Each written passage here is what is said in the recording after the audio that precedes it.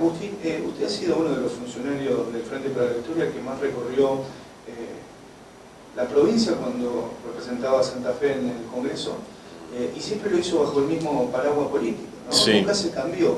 ¿Le era más difícil antes cuando el kirchnerismo era gobierno o ahora que el kirchnerismo está fuera y que muchos cuestionan, ¿no?, lo que hizo el gobierno anterior? Incluso hasta hay un juez, Bonadío, ¿no?, que ha procesado a Cristina. Sí. ¿Qué le pasa? ¿Le es más fácil antes o ahora recorrer las calles? No,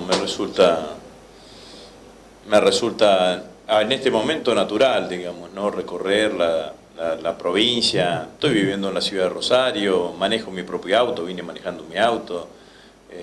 Hoy, antes de venirme a Rosario, llevé a mis hijos a la escuela, o sea que hago una vida absolutamente normal, siendo un dirigente político. Recibo palabras de adhesión cuando camino por la calle, recibo alguna crítica también, pero me parece que es absolutamente habitual. Cuando la crítica es en buen sentido, la tolero. Cuando me insultan, respondo. No. Cuando me insultan así descalificatoriamente, porque no me parece que tenga que ser así, pero también camino por la calle, me para la gente, me saco fotos. Bueno, esto es habitual, pero digo, estoy llevando una vida en la ciudad de Rosario absolutamente natural. Me vuelvo así.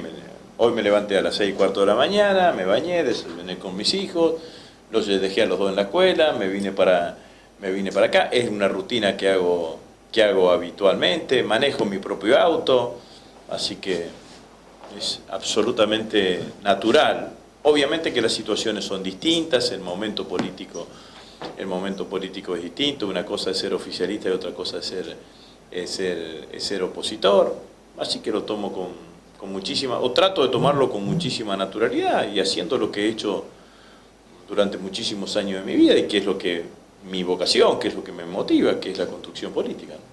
Se reunió en estos días usted con Cristina Fernández de Kirchner. Sí.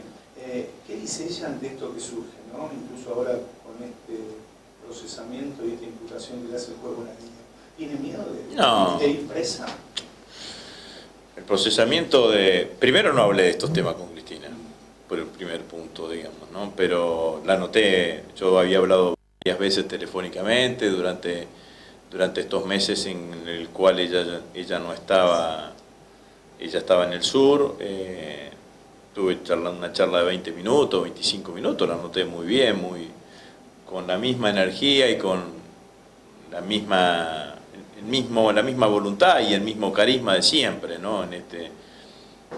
Mucho más, obviamente que el no estar en la gestión hace que los ritmos y los tiempos son distintos, ¿no? Esto es absolutamente habitual. Lo de Bonadío era, desde el momento en que Bonadío le imputó, sabíamos que le iba a procesar, si no, no lo hubiese imputado, si no, no lo hubiese llamado a declarar. Además, Bonadío había dejado trascender por todos lados que su vocación era procesar a Cristina, ¿no? Está claro que Bonadío no busca justicia, buscará otra cosa, pero justicia no busca, porque si no, no hubiese adelantado con tanto tiempo de anticipación lo que iba a ser el procesamiento. Agustín, cuando ve lo que pasa acá en la provincia con el peronismo, ¿le genera un poco de tristeza? ¿Qué le pasa cuando nota que ya no es como antes, ¿no? Que se notaba un justicialismo más unido, ¿no? De hecho hubo internas el fin de semana para saber quién eran los departamentales de Rosario y quién era Milán, ¿no? ¿Cree que después de Reutemann y O'Day el peronismo ya no es el mismo de antes? Bueno, yo creo que el peronismo actual es un partido justicialista de expectativas, ¿no? El año pasado hicimos buenas elecciones en la provincia de Santa Fe. Estuvimos a punto de ganar la gobernación, hicimos buenas elecciones en la Intendencia de Rosario y de Santa Fe. Sí, pero déjeme decirle que se notaba como una campaña dividida, ¿no? Por un lado Rossi haciendo su campaña, Perotti por otro lado. O estoy equivocado en esto, ¿no? Pero no se veía como una campaña unificada. ¿No fue así?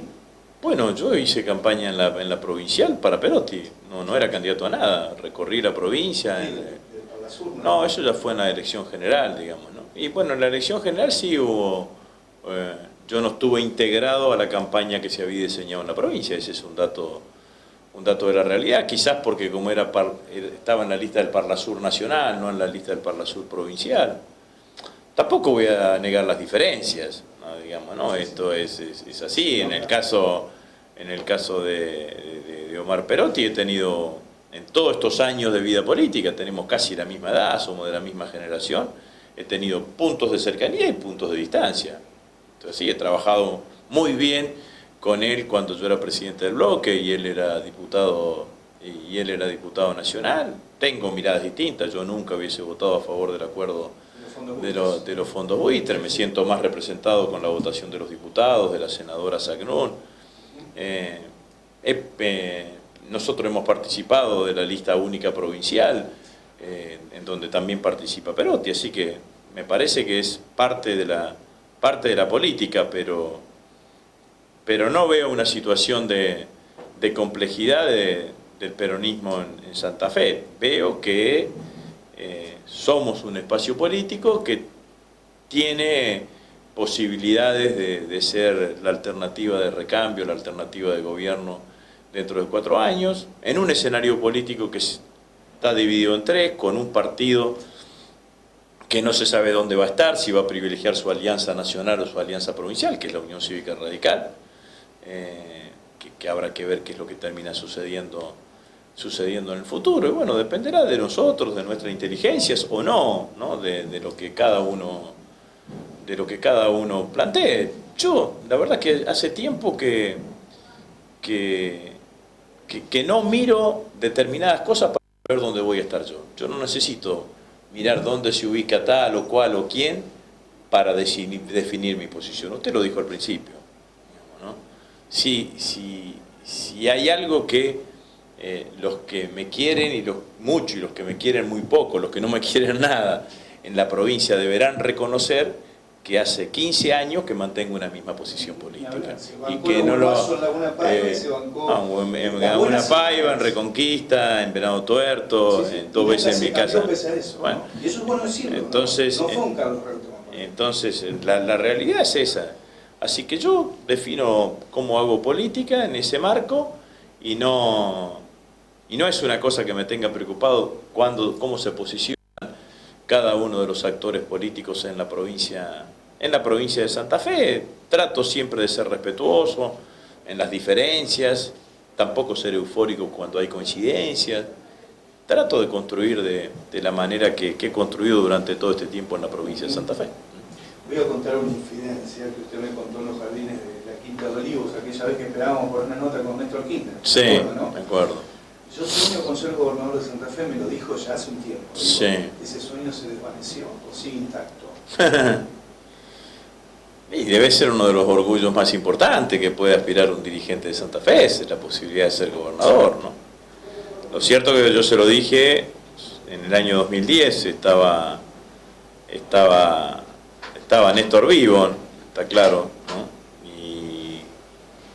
Y ciertamente en ese momento tenía era un sueño muy intenso, por decirlo de alguna manera, y tenía cercanía y tenía viabilidad concreta, ¿no? Porque, bueno, de hecho, yo fui a la elección, gané la primaria, después no me fue bien en la elección general, pero obviamente intenté 2 veces ser gobernador, en una perdí la primaria en el 2007, en otra gané la primaria y perdí la general, pero la verdad que ahora no planifico mi vida política en función de eso, ¿no? Me parece que falta seguramente quienes sean los candidatos o quienes estén en la grilla para candidatos se definirá después de las elecciones parlamentarias del año que viene. Bueno, en función de eso me parece que se podrá visualizar cómo queda definida la grilla. 2 o 3 temas finales, Agustín. Sabemos que está con la agenda cortada. La ley antidespido, ¿por qué costó tanto unir también el justicialismo en esta elección? Si usted hubiese sido el presidente de la bancada kirchnerista, como lo fue durante mucho tiempo, ¿cree que hubiese podido unir a la tropa? No, bueno, ahí hay una cosa que hay que separar, digamos. Una cosa es el Frente para la Victoria y otra el Frente Renovador. El Frente Renovador, si bien tiene dirigentes que vienen de extracción peronista y que nadie se lo puede discutir, tiene una autonomía de manejo y de funcionamiento, y de hecho ha tenido un candidato como Sergio Massa, que estuvo más cercano a apoyar a Mauricio Macri que a Daniel Scioli en las elecciones, ¿no? Yo creo que para bien de los trabajadores espero que este miércoles haya sanción, ya sea en el proyecto que vino de la Cámara de Senadores o en el proyecto que plantea con un capítulo para proteger a las pymes que plantea Sergio Massa, el Frente Renovador, pero me parece que lo que hay que buscar es un punto de acuerdo, un punto de consenso. La posición del Frente para la Victoria yo la reivindico y la comparto, ¿no? Porque, miren, ya tenemos una media sanción, aprobémosla y empecemos a tratar también todo esto que significa la protección de las pymes, pero en otra ley, para evitar que esta media sanción tenga que volver al Senado y se siga demorando, porque usted sabe que las leyes no tienen efecto retroactivo. Entonces, cuanto antes tengamos una ley antidespido, bueno, mayores niveles de protección laboral pudiesen existir. Partiendo de la base que el tema de los despidos es un problema de la política económica. Si se modifica la política económica, seguramente no vamos a tener este tipo de problemas, ¿no? Se habla, el gobierno dice, es una sensación, nosotros, bueno, hay que buscar datos reales. Yo le aconsejo, vea el registro de la Unión Argentina de ART, entre noviembre del año pasado y abril de este año hay 90.000 menos trabajadores anotados en las RT, o sea que significa que esos trabajadores no están más. Entonces, que se han perdido puestos de trabajo, uno lo puede ver empíricamente en cada uno de los lugares, hay pérdida del poder adquisitivo del salario, la gente está muy preocupada con esto, con los tarifazos. Entonces hay una situación social que yo aspiro que el gobierno reflexione, que el gobierno la tenga en cuenta, ¿no? Y que el gobierno no se vuelva caprichoso, porque eso sería lo peor que nos puede pasar. Yo estoy recorriendo la provincia y lo veo en todos lados, ¿no? Estuve la semana pasada en San Cristóbal. Y en todo el centro norte, bien vale el dicho, como sobre llovido mojado. Digamos, a la crisis económica que infligió el gobierno por las decisiones que tomó, la crisis hídrica que complica demasiado y que todavía no hay respuestas efectivas y concretas para mejorar la infraestructura urbana, la infraestructura rural, para los sectores productivos, ¿no? Entonces, a mí me parece que el gobierno lo que tiene que entender que no es que cada acción que se hace es un complot contra ellos. Yo les quiero decir una cosa. El 29 de abril, se movilizaron una cantidad de trabajadores.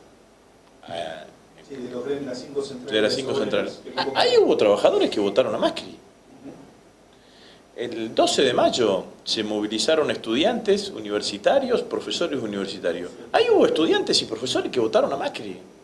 Entonces no es un complot contra el gobierno. Hay sectores sociales que le están diciendo al presidente, mire presidente, proteja la universidad pública, mire presidente, proteja el trabajo, proteja el valor adquisitivo del salario. Eso es lo que le están diciendo. Entonces me parece que el gobierno lo que tiene que hacer es tomar nota de eso y tratar de modificar, atemperar las políticas. Hay algunas cosas que el gobierno puede hacer sin ni siquiera modificar su plan económico, le digo, por ejemplo. Pero es muy pronto para exigirle tanto los 150 del gobierno, Agustín. Y otra cosa, el propio Macri dijo, si no lo hacía yo, el presidente que hubiese ganado tendría que haberlo hecho igual. No, bueno, eso es una mentira.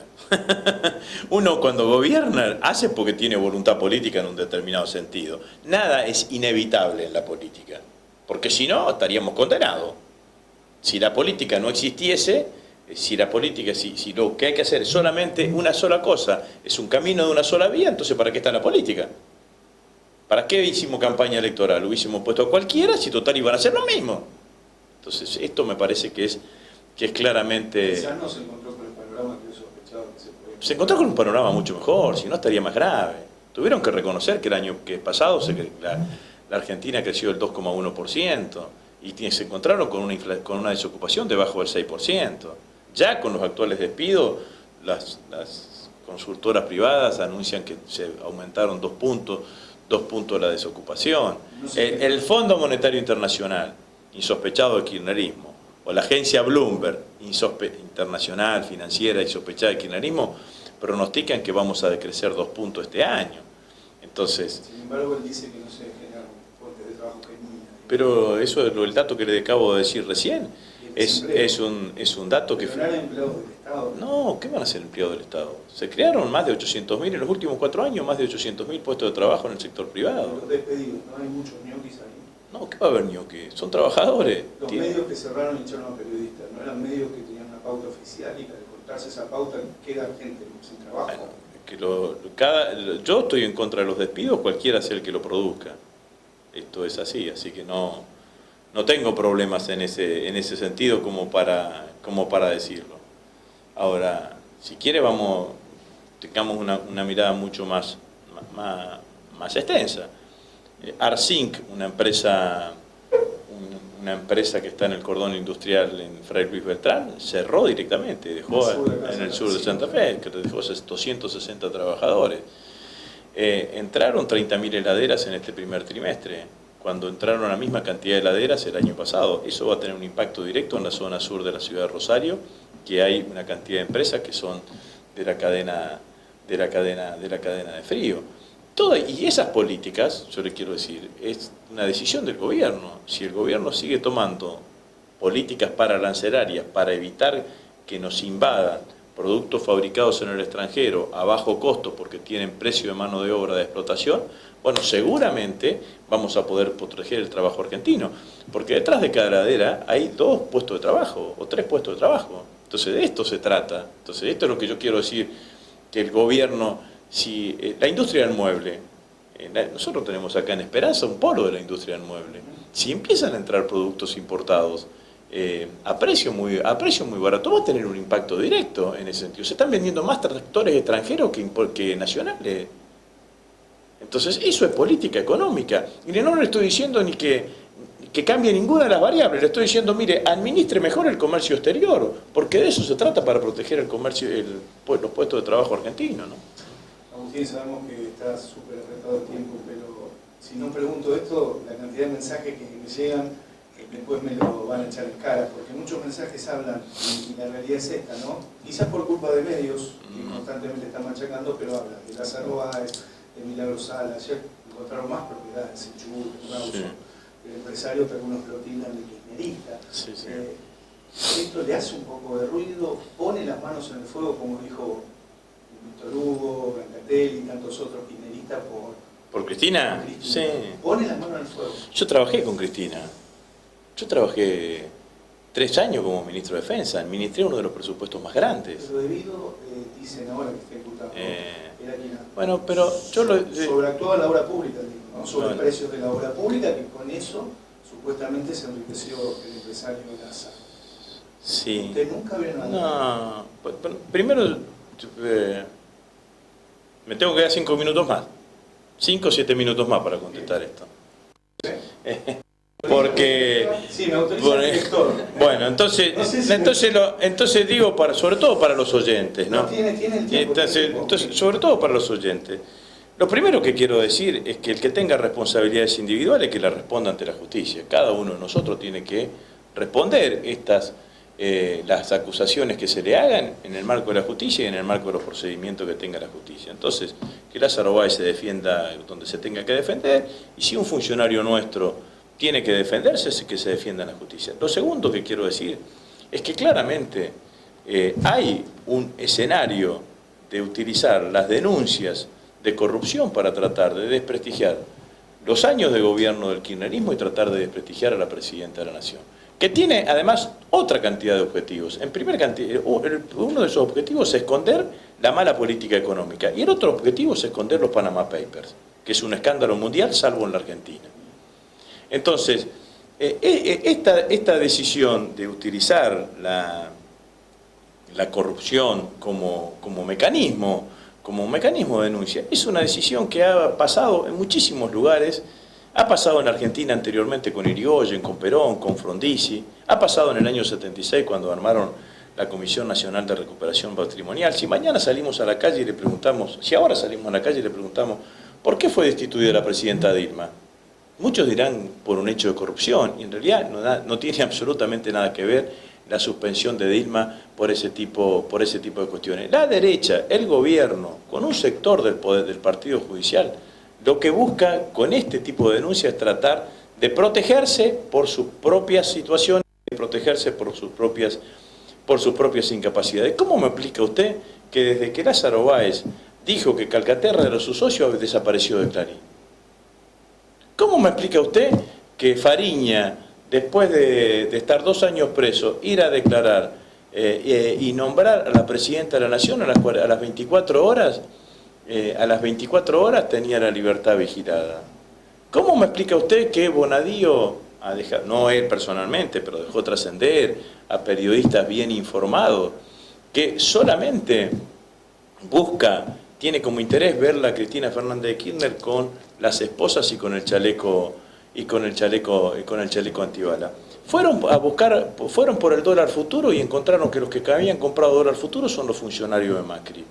Fueron por la ruta del dinero acá, que fue Wiñaski, ¿usted se acuerda del programa de la Nata? Sí. Con Wiñaski al estudio Mossack Fonseca en Panamá a encontrar algo que involucrase al kirchnerismo, y ahora resulta que los que están involucrados con cuenta en el exterior son Macri, la familia de Macri, funcionarios de Macri.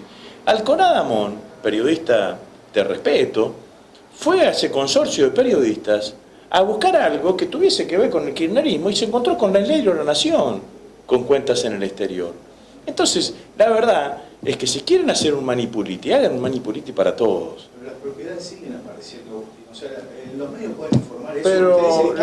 Pero bueno, de eso que se encargue Lázaro Báez. También que me expliquen cómo hizo la fortuna Franco Macri. Porque Franco Macri tiene 80 y pico de años, 80 años. Vino con una mano atrás y otra adelante, ¿no? Dicho por ellos mismos. Y en una generación construyó una de las fortunas más importantes de la Argentina. Entonces, esto es lo que yo cuestiono. Digo, cualquiera que tenga una responsabilidad, que vaya ante la justicia. Lázaro Báez, que vaya él ante la justicia, que resuelva él. Yo defiendo los 12 años de gobierno y defiendo a la presidenta Cristina Fernández de Kirchner. Lo que no me evito es de hacer un análisis político de lo que está sucediendo con todo este tipo de situaciones, porque realmente, claramente me sorprenden. Los que tienen cuenta en el exterior son Clarín y La Nación. El que tiene cuenta es usted fíjese lo que se dice con los líderes nacionales y populares de América Latina, ¿no? Que se lo han atacado a todos más o menos por lo mismo. Ahora, en el Panama Paper no está ni Chávez, ni Maduro, ni Correa, ni Evo, ni Lugo, ni Dilma, ni Lula, ni Mujica, ni Néstor, ni Cristina, ni Dilma. Sí está Macri y sí está Vargas Llosa, que es un vocero de la derecha latinoamericana. Entonces, hay algo que no está funcionando como tendría que funcionar alrededor de este tema.